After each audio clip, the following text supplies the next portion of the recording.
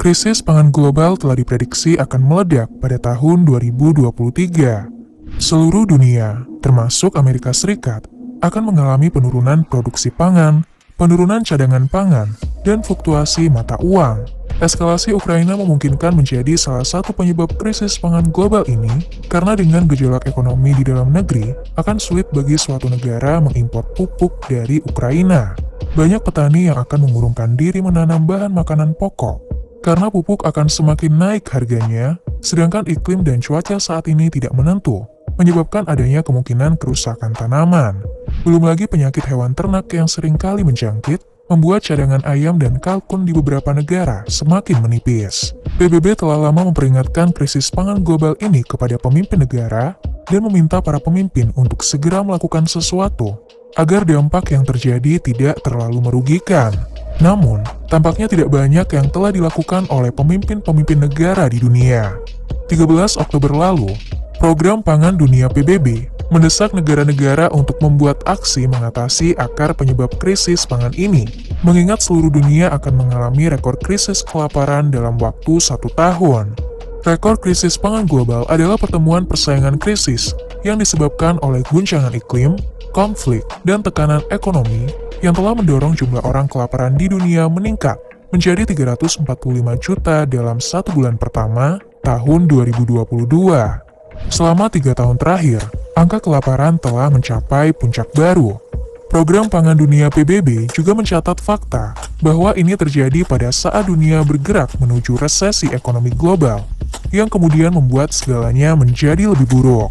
Di beberapa negara, kemampuan pemerintah untuk merespons dibatasi oleh kesengsaraan ekonomi mereka sendiri, seperti depresiasi mata uang, inflasi, dan kesulitan hutang.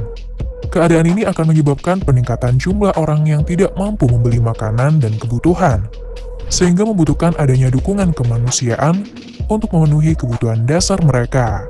Banyak dari kita belum pernah melihat kelaparan menyebar begitu cepat dalam hidup kita. Saat ini, ada sejumlah besar orang yang sekarang menghadapi kelaparan di Haiti. Laporan lokal mengungkapkan bahwa di Haiti, kelaparan berada pada tingkat bencana dan mencapai titik puncaknya. Seperti yang dicatat oleh pejabat PBB dalam sebuah studi baru-baru ini, apa yang terjadi di negara berkembang saat ini menggambarkan seperti apa kehidupan di Amerika dan Eropa ketika kekurangan pangan dan inflasi. Tetapi dunia barat tidak akan peduli sampai mereka sendiri yang kelaparan. Di Eropa, meroketnya harga gas alam menyebabkan penutupan lebih 2/3 dari semua kapasitas produksi pupuk.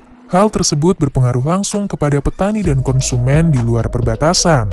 Rusia yang mengurangi pengiriman gas telah merugikan industri di seluruh dunia. Tetapi industri pupuk menjadi yang paling terganggu karena gas menjadi bahan baku utama dan sumber tenaga untuk alat produksi. Apabila produksi pupuk terganggu, secara otomatis akan mengganggu ketersediaan pangan.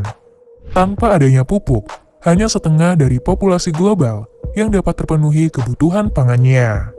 Pada saat yang sama, dolar Amerika Serikat yang melonjak menjadi mimpi buruk bagi negara importir. Kombinasi dari naiknya dolar, tingginya suku bunga, dan rekor harga komoditas membuat negara-negara yang bergantung pada impor makanan tidak mampu membayar ketersediaan pangan yang dibutuhkan.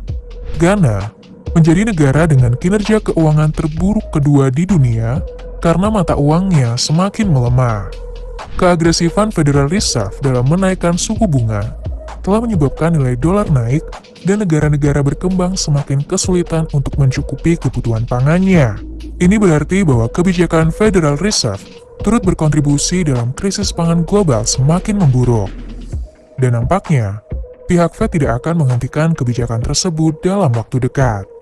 Sementara itu, pola cuaca global yang tidak menentu dan kekeringan terburuk ini turut menghancurkan produksi pertanian. Data yang dikumpulkan oleh Washington Post mengungkapkan bahwa lebih dari 80% Amerika Serikat menghadapi kekeringan. Cuaca kering di Amerika Serikat mengakibatkan krisis untuk lalu lintas tongkang di sepanjang sungai Mississippi. Industri tongkang ini sangat penting untuk distribusi pupuk, minyak bumi, aluminium, dan batu bara. Namun mengingat tingkat ketinggian air sungai Mississippi sangat rendah dalam 1 dekade terakhir, telah menyebabkan ribuan tongkang dan kapal derek tersendat.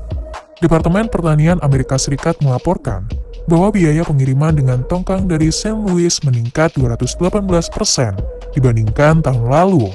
Tersendatnya pengiriman yang tidak jelas berapa lama waktu yang dibutuhkan akan memungkinkan membuat bahan makanan rusak. Terlebih lagi industri makanan laut juga mengalami tekanan karena perubahan iklim.